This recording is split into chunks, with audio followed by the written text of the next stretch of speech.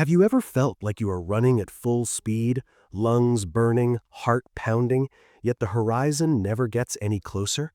You wake up before the sun, you drink your coffee standing up, you answer emails, you push projects, you grind, you hustle, you bleed for your goals. You wear your exhaustion like a badge of honor, convincing yourself that the sheer volume of your suffering will eventually entitle you to success. But then you look to your left. You see someone who sleeps 8 hours a night, someone who takes weekends off, someone who moves with a slow, deliberate grace, yet somehow they are miles ahead of you. They have the money, the freedom, and the peace that you are killing yourself to find. It makes you angry. It makes you question the fairness of the universe. If hard work is the key to success, why are the hardest workers often the ones with the least to show for it? If you have ever felt this specific type of quiet desperation, if you are tired of being tired with nothing to show for it, then you need to hear the story of two men in a valley who faced the exact same storm but chose two very different ways to survive it. In the rolling hills of the Cumberland Valley, where the soil is rich but unforgiving, lived a young farmer named Thomas. At 32, Thomas was the embodiment of the modern work ethic. He was built like an ox, with hands calloused to the texture of tree bark and a back that had begun to curve permanently forward. Thomas believed in the religion of effort. He had inherited his father's 10-acre farm and his father's anxiety. He believed that if he wasn't sweating, he wasn't earning. If he wasn't suffering, he wasn't growing. Every morning at 3:45 a.m., long before the rooster dared to crow, Thomas was already in the fields.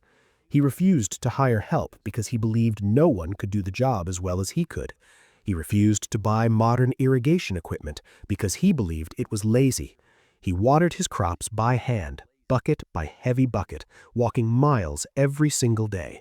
He was the first to rise and the last to fall into bed, his body screaming, his mind racing with 1,000 things he hadn't finished. To the outside observer, Thomas was a hero of industry, but inside, Thomas was a dying man.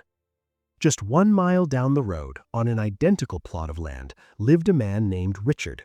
Richard was 65 years old, a man of few words and slow movements. While Thomas was a whirlwind of chaotic energy, Richard was a still lake. He didn't wake up until the sun had fully risen, usually around 7 a.m. He ate breakfast sitting down with his wife. He spent his mornings walking the perimeter of his fields, often without a tool in his hand, just looking, touching the leaves, testing the soil moisture with his thumb. Richard hired help. He invested in machinery. He took Sunday off religiously. Thomas looked at Richard with a mixture of judgment and envy. He called Richard soft. He told himself that Richard was just lucky or that he had lost his edge. But the numbers didn't lie. Every harvest, Richard's yield was double that of Thomas's. His corn was taller, his wheat was golden, and his bank account was full. Thomas was working 16 hours a day to survive. Richard was working 6 hours a day and thriving. The true test of their philosophies came during the great drought of that summer. It was a heat wave that baked the valley into a cracked, dusty mosaic. The sky turned a pale, sickly blue, and the rain simply refused to fall. For a farmer, this is the apocalypse. Panic set in across the valley. Men were screaming at the sky, frantically drilling new wells, working themselves into early graves, trying to save their dying crops. Thomas reacted the only way he knew how, with brute force. He decided he would defeat nature with willpower. He stopped sleeping almost entirely. He began hauling water from the creek 3 miles away, making dozens of trips a day. He ran from row to row, splashing water on the parched earth, his eyes wild, his skin burned by the sun. He told his wife, "I just have to work harder. I just have to push through." He viewed the drought as a personal challenge, a test of his manhood. He sacrificed his health. He sacrificed his relationship. He stopped eating.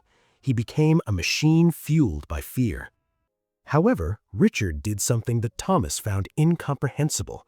When the drought was announced, Richard didn't run to the fields. He went into his study. For 3 days, while Thomas was hauling buckets until his hands bled, Richard sat in his chair, staring at a topographical map of the valley. He didn't lift a shovel. He didn't water a single plant. To Thomas, looking over the fence, it looked like Richard had given up. It looked like laziness. But Richard wasn't being lazy. He was being strategic. He was calculating the slope of the land. He was studying the water table. He was reading old almanacs about drought-resistant farming techniques from a century ago. On the fourth day, while Thomas was on the verge of collapse, Richard finally walked out of his house. He didn't carry a bucket. He carried a small trenching tool. He went to the highest point of his property and dug a single precise channel that connected to a hidden spring he had located on the map. He installed a gravity-fed drip system he had designed during those 3 days of silence.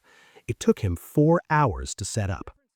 The difference in mindset between these two men is the difference between being busy and being effective. It is the difference between power and force. Thomas possessed force. Force is the energy you expend to push against an object. It is exhausting, linear, and often futile. Richard possessed power. Power is the ability to produce an effect with the minimum amount of wasted energy. Thomas believed that the value of his work was measured by how much it hurt him. This is a psychological trap that millions of modern people fall into. We are taught from a young age that no pain, no gain. But we misinterpret that to mean maximum pain, maximum gain. We believe that if we are not stressed, we are not important. We equate busyness with business. Thomas's identity was wrapped up in his struggle. If he stopped struggling, he would have to face the terrifying possibility that he wasn't actually necessary or that his methods were wrong. His ego demanded that he be the martyr of the farm. Richard, on the other hand, had divorced his ego from his effort. He didn't care about looking hard-working. He cared about the harvest. His mindset was rooted in essentialism. He understood that 80% of the results come from 20% of the actions. So he spent his time finding that 20% and ruthlessly eliminating the rest. He understood the concept of leverage.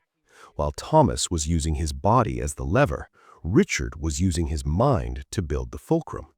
Richard understood that a sharp axe cuts down more trees than a dull one, no matter how hard you swing the dull one. And the only way to sharpen the axe is to stop swinging it.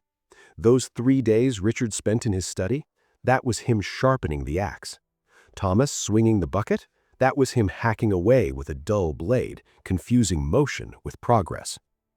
As the weeks of the drought dragged on, the physical toll became undeniable.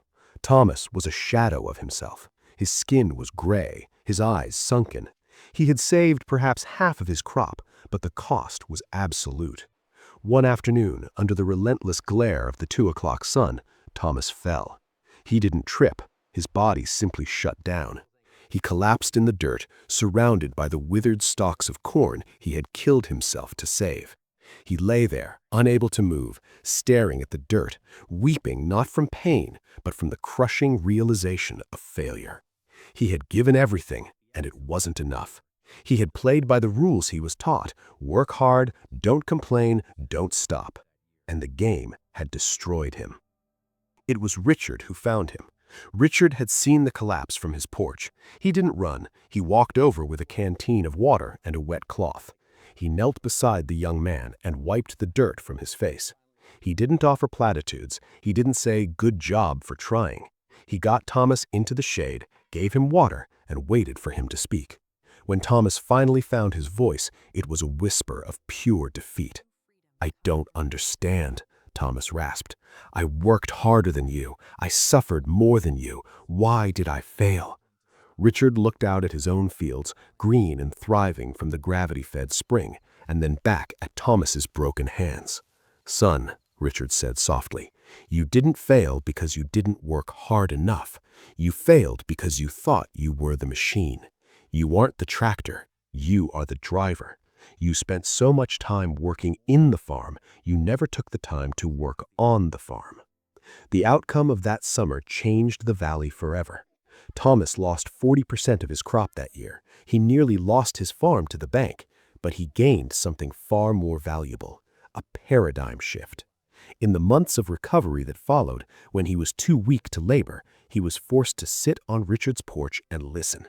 He learned that discipline isn't just about the ability to do hard things, it is about the ability to say no to busy work. He learned that sacrifice isn't about giving up your sleep and your health, it's about sacrificing your ego and your need for control. He learned that true freedom comes from systems, not sweat. Richard taught him that the ultimate form of discipline is the discipline to stop, to think, and to plan when every bone in your body screams to run. Fast forward 5 years. If you visit that valley today, you won't see Thomas running with buckets. You won't see him looking frantic and starved. You will see a man who walks the fields in the morning, checking moisture levels. You will see automated irrigation systems. You will see a man who has hired a team. Thomas produces more now than he ever did, but he works half the hours.